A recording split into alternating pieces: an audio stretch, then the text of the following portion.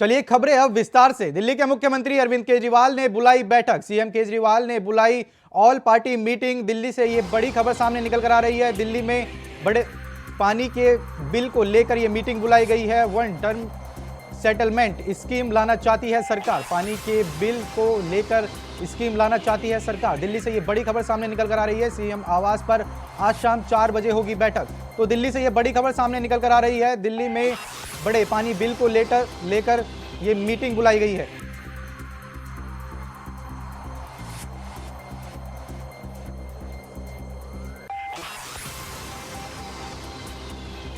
पानी के बढ़ते बिल को लेकर ये मीटिंग बुलाई गई है। आज शाम 4 बजे ये बैठक होनी है। सीएम आवास पर ये बैठक होनी है।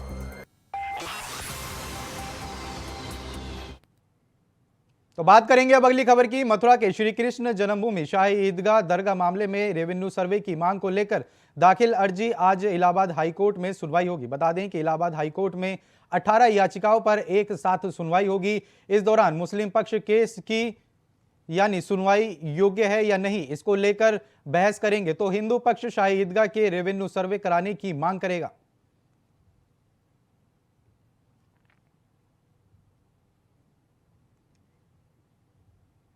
उत्तर प्रदेश में लोकसभा चुनाव 2024 को लेकर समाजवादी पार्टी और कांग्रेस के बीच गठबंधन हो गया। बता दें कि समाजवादी पार्टी ने कांग्रेस को 17 सीटों पर उम्मीदवार उतारने की सहमति दे दी। पहले कांग्रेस 20 से 22 सीटें मांग रही थी। हालांकि मामला मुरादाबाद सीट पर अटका हुआ था। यूपी चुनाव 2019 में मुरादाबाद सीट सपा की झोली में गिरी थी। यहां से डॉक्टर एसटी हसीन सांसद थे। आपको बता दें कि सपा ये सीट किसी भी स्थिति में कांग्रेस को देने को तैयार नहीं थी। प्रियंका गांधी की एंट्री के बाद यह मामला सुलझ गया।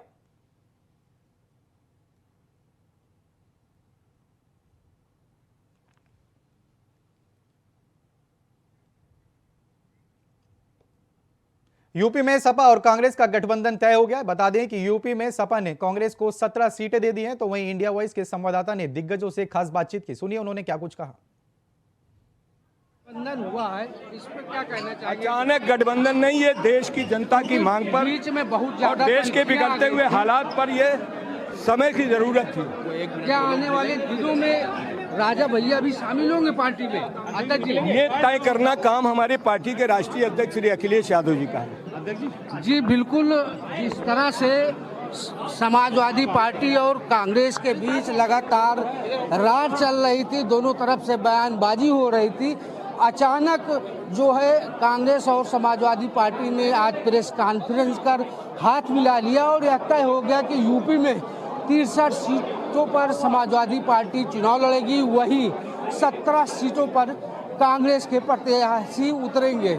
लेकिन जिस तरह से जो प्रत्याशी सूची प्रत्याशियों की जारी की गई थी सपा की तरफ से, अब जो है यह भी पेश फंस सकता है। फिलहाल आज सपा और कांग्रेस के नेताओं ने प्रेस कॉन्फ्रेंस कर मैसेज दिया कि आने वाले दिनों में एनडीए को हराने के लिए वह एकजुट होकर चुनाव लड़ेंगे। Asif Baig, India voice, Lucknow. हमारे साथ मौजूद हैं सपा प्रवक्ता राजेंद्र चौधरी जी, जिन्होंने कांग्रेस प्रदेश अध्यक्ष अजय राय के साथ संयुक्त प्रेस वार्ता किया। जानने की कोशिश करते हैं जो आज 63 और 17 का जो सीटों का बंटवारा हुआ है, फार्मूला है, क्या आने वाले दिनों में कुछ चेंज भी हो सकता है? कोई चेंज नहीं होगा, कोई चेंज नहीं होगा।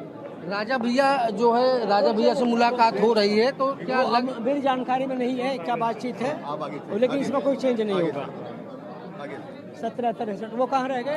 अखिलेश यादव कब तक शामिल होंगे न्याय यात्रा में? वो आपस में बात करेंगे, तय करेंगे, उसके बाद न्याय यात्रा में शामिल होंगे। आज कहाँ नहीं, वो तो अखिलेश यादव जी तो आज बरेली, मुरादाबाद और आगरा और एटा के दौरे पर हैं। देर रात आएंगे तब वो तय करेंगे कि कहाँ शामिल होंगे। जी बिल्कुल, राजेंद्र चौधरी का कहना है कि जो है आने वाले दिनों में जो सपा और कांग्रेस का प्रेम है आगे भी बरकरार रहेगा। Asif Baig, India voice, Lucknow. Avinash Pandey ji UP के प्रभारी सर, जब लोग मान रहे थे, चर्चा चल रही थी, गठबंधन टूट गया, तब अचानक से गठबंधन का ऐलान कैसे? क्या 24 घंटे गठबंधन कभी भी नहीं टूटा। गठबंधन में चर्चा सतत चल रही थी और इस चर्चा के चलते उसका आज निष्कर्ष जो है वो आपके सामने रखा गया। सर, समाजवादी पार्टी कार्यालय कुछ ही दूर पर यात्रा थी, लेकिन अखिलेश यादव शामिल नहीं हुए। आप अभी भी क्लियर नहीं बड़े कर रहे हैं भैया, यादव अखिलेश जी जरूर यात्रा में शामिल होंगे। उसकी तिथि और समय वो स्वयं उनके ऑफिस से घोषणा की। 17 सीटों से खुश है कांग्रेस। सर, गांधी हाँ, परिवार की बात हो रही है रायबरेली में, क्या वरुण गांधी लड़ सकते हैं रायबरेली में? डांस कर रहे होते, नाच रहे होते, ड्रंक। तो आपने सुना है कि यूपी प्रभारी अविनाश पांडे को इनका साफ कहना है कि कांग्रेस 17 सीटों पे मिली है और उसमें खुश है, वहीं समाजवादी पार्टी 63 सीटों पर चुनाव लड़ेगी। इनका कहना है कि गठबंधन की बातें बहुत दिनों से चल रही थी और आज उस पर मोहर लग गई है। कैमरामैन राहुल के साथ मैं रमन मिश्रा, इंडिया वॉइस, लखनऊ। तो बात करेंगे अगली खबर की। सीएम योगी नैमिषारण्य में राजा राजेश्वरी मंदिर की प्राण प्रतिष्ठा में शामिल हुए। बता दें कि मुख्यमंत्री योगी आदित्यनाथ ने नैमिषारण्य में गोपुरम द्वार का भी उद्घाटन किया। इस दिव्य मौके पर यहां पर भारी संख्या में श्रद्धालु मौजूद रहे। इसके बाद सीएम ने मां राजेश्वरी की सूक्ष्म अभिषेक भी किया। भगवान वेदव्यास की नेतृत्व में, उनके सानिध्य में हजारों ऋषियों ने यहां साधना की थी। यहां की व्यासपीठ इसके लिए विख्यात है। 88,000 ऋषियों ने इसी स्थल पर, इसी क्षेत्र में साधना करके भारत की ज्ञान विज्ञान की पूरी धरोहर को वैदिक ज्ञान के रूप में लिपिबद्ध करके हम सबको उपलब्ध करवाया था। एक विरासत के रूप में हम सबको दिया था।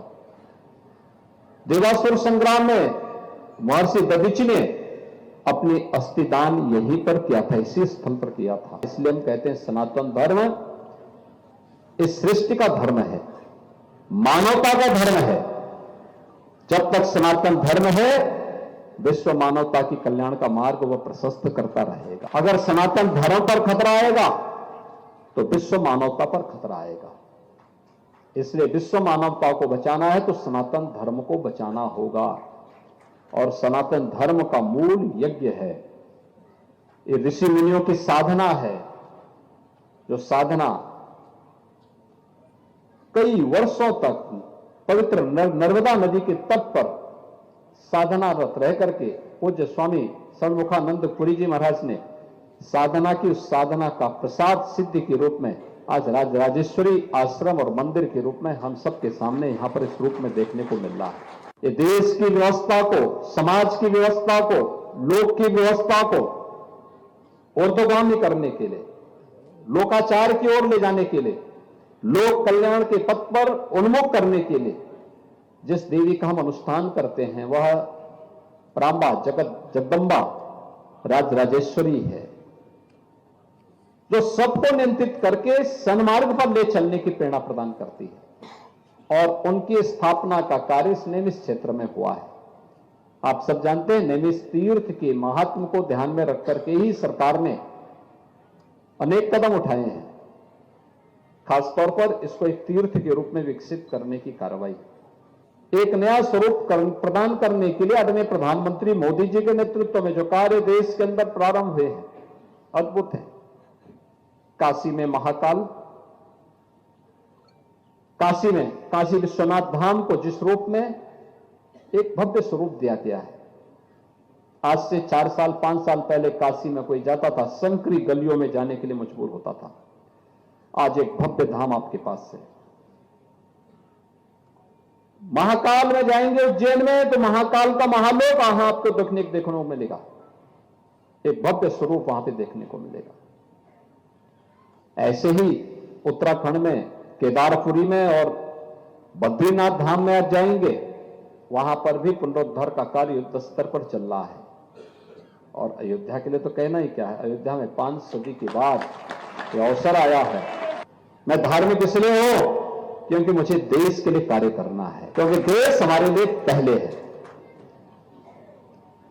और इस देश से हम सब कार्य करेंगे। मेरी साधना इसलिए वो देश के हित में लगे, मेरा वैभव इसलिए वो देश के हित में लगे। जिस दिन हर भारतवासी इस प्रकार के भाव के साथ कार्य करना प्रारंभ कर देगा, याद रखना, भारत को दुनिया की सबसे बड़ी ताकत के रूप में स्थापित होने से कोई रोक नहीं सकता है, कोई रोक नहीं सकता है। बात करेंगे अगली खबर की। बदायूं में यूपी बोर्ड परीक्षा गुरुवार से शुरू हो चुकी है, जिसको लेकर जिला प्रशासन ने अपनी व्यवस्थाएं पूरी कर ली हैं। बता दें कि जिले में कुल 99 परीक्षा केंद्र बनाए गए हैं। साथ ही बोर्ड परीक्षा को सकुशल संपन्न कराने के लिए जिला प्रशासन ने 9 zone magistrate, 20 sector magistrate, 99 state magistrate बनाए हैं और 5 सदस्य 6 सचल दल भी बनाए गए हैं। बताया यह भी जा रहा है कि कच्च निरीक्षकों की संख्या 4103 निर्धारित की गई है, जिसको सेंटर पर मौजूद होकर कक्ष का निरीक्षण भी करना होगा। तो वहीं परीक्षा केंद्र पर परीक्षा को शांतिपूर्वक ढंग से कराने के लिए सीसीटीवी की मॉनिटरिंग कंट्रोल रूम से की जाएगी।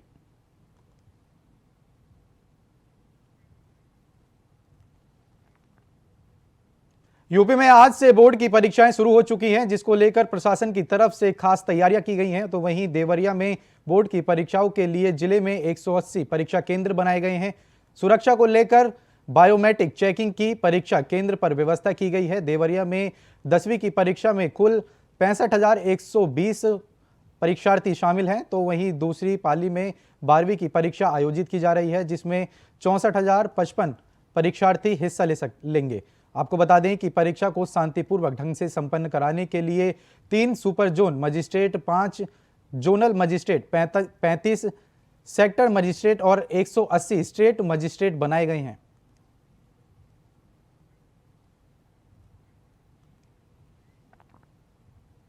जैसे जैसे 2024 का चुनाव नजदीक आता जा रहा है, वैसे वैसे यूपी की सियासत में हलचल और ज्यादा तेज होती जा रही है। इन दिनों सपा के घर के भीतर से ही सबसे ज्यादा घमासान मचा हुआ है। दरअसल इसकी वजह है बदायूं की सीट, जहां अखिलेश यादव के लिए लड़ाई का साख बनी हुई है। तो बता दें कि तभी तो सपा के प्रत्याशियों की तीसरी लिस्ट आई थी और जिसने सबको दंग कर दिया, क्योंकि धर्मेंद्र जिस बदायूं सीट से प्रत्याशी थे, लेकिन सपा की तीसरी लिस्ट में आने के साथ ही ये साफ हो गया है कि चाचा शिवपाल यादव ने वहां पर ताल ठोकते हुए नजर आएंगे। बता दें कि सपा के इस दाव से सियासी मायने भी तलाशे जा रहे हैं। देखिए रिपोर्ट। बदायूं में भतीजे की दाव पर लग गई साख। चाचा शिवपाल लेंगे स्वामी से बदला। क्या स्वामी के पाला बदलने से बदल गया बदायूं का गणित? मगर धर्मेंद्र यादव का अब क्या होगा? अखिलेश ने बदायूं की सीट से भाई धर्मेंद्र की जगह चाचा शिवपाल को क्यों उतारा है? इसको लेकर सियासी गलियारों में चर्चाएं तेज हो चुकी हैं। अखिलेश यादव ने स्वामी प्रसाद मौर्य और महासचिव रहे सलीम शिरवानी से बदला लेने के लिए चाचा शिवपाल यादव को मैदान में उतार दिया है।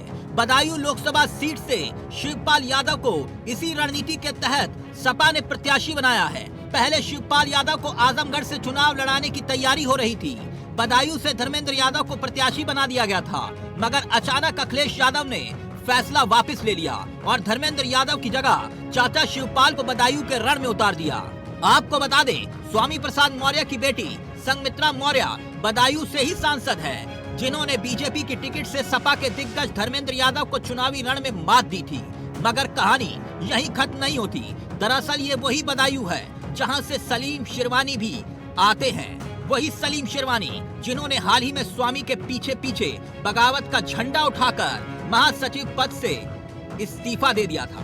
ऐसे में अपनों की बगावत और कांग्रेस से गठबंधन में टूट की कगार पर पहुंची समाजवादी पार्टी को अब बदायूं में सबसे मुश्किल जंग लड़नी है, क्योंकि दांव पर साख किसी और की नहीं बल्कि अखिलेश यादव की लग गई है। ऐसे में अखिलेश यादव ने भी संगठन के सबसे ताकतवर चेहरे चाचा शिवपाल को ही रण में उतार दिया है। देखिए, पार्टी का आदेश स्वीकार है और चुनाव लड़ करके भाजपा को हराएंगे। उस पर हम कुछ नहीं बोलना चाहते हैं। हाँ, इतना जानते हैं, पहले वो लोक दल से शुरू हुए, फिर बसपा में गए, बसपा से फिर भाजपा में गए, अब रहे बच्चे और जगह चले जाएंगे। कहीं कांग्रेस में वापसी तो नहीं है? कहीं भी देखिए, मैं कोई भी दरवाज़ा बंद नहीं कर रहा हूँ। ये मेरे लिए कह देना कि मैं नहीं जाऊँगा, फला नहीं जाऊँगा। हाँ, अगर कोई लीडरशिप मुझे बुलाती है, मैं उस लीडरशिप से बात करूँगा और बात करने के बाद फैसला करूँगा। हाँ, थैंक यू। चलो। बात करेंगे अगली खबर की। झारखंड में चंपई सोरेन के कांटो भरे ताज में कांग्रेस के विधायक लगातार कांटे और कीले बढ़ाने का काम कर रहे हैं, जिसके बाद आने वाले बजट सत्र में चंपई सोरेन के लिए कांग्रेस के नाराज विधायकों के साथ ही बीजेपी की मुश्किलों का सबंध टूटता हुआ नजर आ रहा है, क्योंकि राजनीतिक गलियारों में हलचल है कि चंपई सरकार की जरा सी गलती बीजेपी को सुनहरा मौका दे सकती है, जिसे लपकने के लिए बीजेपी दोनों हाथों से तैयार बैठी है। तो वहीं अब देखना यह होगा कि आलाकमान में निराश मिलने के बाद चंपई सोरेन के बजट सत्र में क्या कुछ देखने को मिलता है। देखिए रिपोर्ट। झारखंड में चंपई सोरेन सरकार के विस्तार के बाद से बगावत पर उतरे कांग्रेस के 1 दर्जन विधायकों की मान मनोबल की कोशिश फिलहाल नाकाम होती हुई दिखाई दे रही है। कांग्रेस विधायकों का दिल्ली से रांची और रांची से दिल्ली की भागम भाग जारी है और इस भागदौड़ ने चंपई सरकार की सांसों को थाम रखा है। वहीं मंत्रिमंडल में जगह नहीं मिलने से नाराज कांग्रेस के विधायकों के अड़ियल रुख ने झारखंड में कांग्रेस पार्टी के साथ साथ सरकार के सामने नई परेशानी को लाकर खड़ा कर दिया है, जिससे कांग्रेस के विधायक सीधे दो फाड़ हो गए हैं। एक तरफ मंत्री बनाए गए 4 विधायकों का धड़ा अलग है, तो दूसरी तरफ मंत्री ना बनाए जाने से नाराज कांग्रेस के विधायकों का एक बड़ा कुनबा। पहले इन 12 विधायकों ने खुलकर नए मंत्रियों के खिलाफ मोर्चेबंदी की थी। इसमें से 8 ने यहां से दिल्ली जाकर विरोध दर्ज करवाया। कांग्रेस विधायकों के इस रवैये से झारखंड विधानसभा में 23 फरवरी से शुरू होने जा रहा विधानसभा का बजट सत्र में बीजेपी को सत्ता पक्ष पर प्रहार करने के लिए एक नया मुद्दा दे दिया है। आपस में खटास होने की वजह से कांग्रेसी विधायक अपने मंत्रियों के साथ खड़े होने से परहेज कर रहे हैं। ऐसे में बीजेपी विधानसभा में अपना ब्रह्मास्त्र चलने की फिराक में भी है और इसको लेकर तैयारियां तेज कर दी गई हैं। अंदर की खबर ये तक है कि कांग्रेस के कई विधायक बीजेपी के संपर्क में भी हैं। यानी एक तरफ विधायकों की बगावत ने सरकार को टेंशन में डाल रखा है, तो वहीं बीजेपी के लिए ये एक मौका भी है। लेकिन देखने वाली बात ये होगी कि क्या सरकार और कांग्रेस वक्त रहते नाराज विधायकों को मना लेती है या फिर नहीं, क्योंकि अगर बजट सत्र से पहले विधायकों की नाराजगी दूर नहीं हुई तो सरकार पर संकट के बादल और भी घने हो सकते हैं। अगर बीजेपी विधानसभा में अविश्वास प्रस्ताव ले आई तो सरकार पर संकट गहरा जाएगा। इतना ही नहीं, नाराज विधायकों की नाराजगी का असर 2024 के चुनावी रण में भी देखने को मिला तो जेएमएम और कांग्रेस के लिए झारखंड की लड़ाई जीतना मुश्किल हो जाएगा। कांग्रेस नेतृत्व के सामने परेशानी ये है कि अगर जिद पर अड़े विधायकों के साथ सख्ती बरती जाती है तो विधायक बगावत की चिंगारी को आग में तब्दील कर सकते हैं। हालांकि कांग्रेस आलाकमान की बेरुखी ने फिलहाल इन विधायकों को निराश ही कर दिया है। ऐसे में अब देखने वाली बात यह होगी कि आखिर कांग्रेस के ये बागी विधायक आगे क्या रुख अपनाते हैं और इनकी ये नाराजगी झारखंड की सियासत में क्या भूचाल लाती है। कहीं ऐसा तो नहीं है कि ये तूफान से पहले की शांति है। Bureau report, India voice, Ranchi.